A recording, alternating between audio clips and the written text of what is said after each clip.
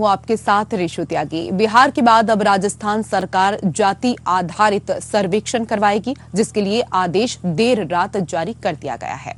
सामाजिक न्याय और अधिकारिता विभाग की ओर से राज्य मंत्रिमंडल के निर्णय की अनुपालना में जारी इस आदेश में कहा गया है कि राज्य सरकार अपने संसाधनों से जाति आधारित सर्वेक्षण कराएगी।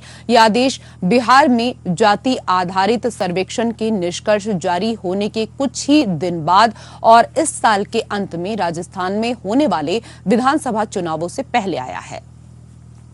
कांग्रेस से शासित राजस्थान ऐसा सर्वेक्षण करने वाला देश का दूसरा राज्य होगा। जातिगत जनगणना पर राजस्थान सरकार के मंत्री प्रताप सिंह खाचरियावास ने बयान देते हुए कहा, जाति के नाम पर टकराव भी नहीं होना चाहिए और भेदभाव भी नहीं होना चाहिए।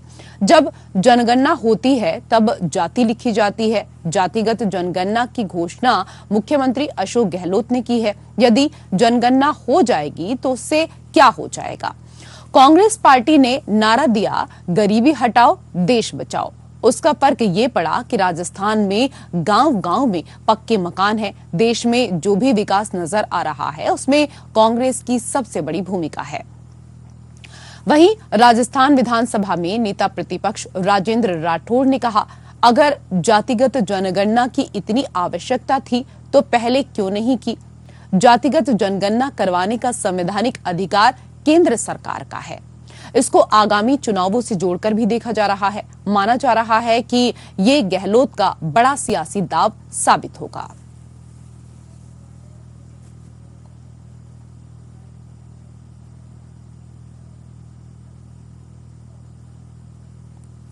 जातिगत नाम पर टकराव भी नहीं होना चाहिए, भेदभाव भी नहीं होना चाहिए, यही तो संविधान है हमारा।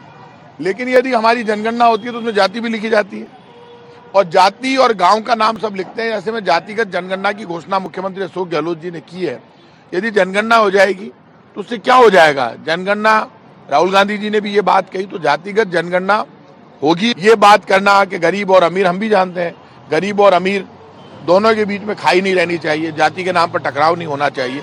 लेकिन जातिगत जनगणना हर जाति को अधिकार बढ़ाने के लिए, हर जाति का जीवन स्तर ऊंचा उठाने के लिए हमने ये जातिगत जनगणना करा रहे हैं। लेकिन ये तय बात है कि जाति के आधार पर ऐसा तो हो नहीं रहा कि कोई भेदभाव हो रहा है, सबको अधिकार दे रहे हैं और उसी रास्ते पर कांग्रेस आगे चलेगी।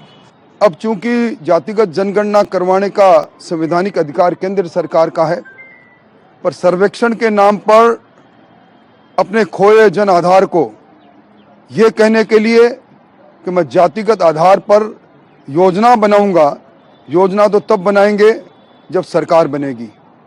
सबको मालूम है कि जितनी भी मशीनरी जनगणना में लगती है वो आम चुनाव के अंदर लगती है और आम चुनाव के में उनको इतर दूसरे काम करने की अनुमति भी नहीं होती।